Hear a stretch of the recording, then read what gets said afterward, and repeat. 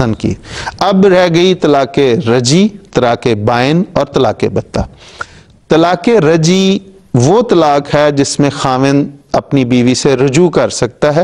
اس کی دو کیفیتیں ہیں. ایک عام طور پہ فقہا نے صرف ایسی طلاق کو جس میں وہ عدت کے اندر بغیر نئے نکاح کے بغیر اپنی مرضی سے جب طلاق کو واپس لے لیتا ہے تو اس کو بعض فقہا نے طلاق رجی کہا ہے. اور یہ جب 3 مہینے کا عرصہ گزر جاتا ہے تو وہی طلاق جو ہے وہ طلاق بائن کی صورت اختیار کر لیتی ہے. یعنی طلاق بائن وہ طلاق ہے جس میں نئے نکاح کی ضرورت پڑتی ہے. اسی لیے یہاں پہ میں یہ بھی ضمناً بیان کر دوں، اسی لیے جو خلا ہے وہ چونکہ قضاء کے ذریعے عورت کی درخواست پر قاضی جو ہے وہ فیصلہ کرتا ہے، اس لیے وہ طلاق بائن کے حکم میں آتا ہے. کیونکہ خلا جو ہے وہ عورت اپنا حق استعمال کر کے قضاء کے ذریعے حاصل کرتی ہے، اس لیے وہ اس کی عدت 1 مہینہ ہے.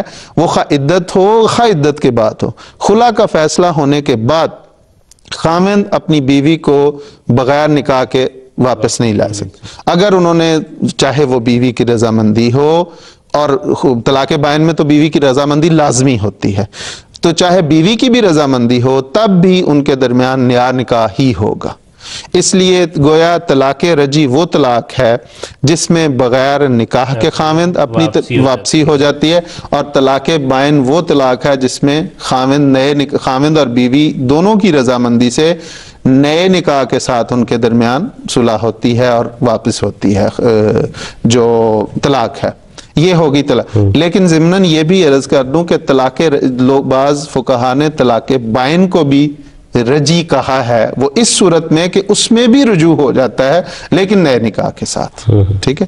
تو لیکن اور تیسری صورت جو طلاق بتہ ہے، اس میں نہ رجوع نکاح کے ساتھ ہو سکتا ہے اور نہ ہی نکاح کے بغیر، جس میں وہ شرط لگے کہ حتیٰ تنکحہ زوجن غیرہ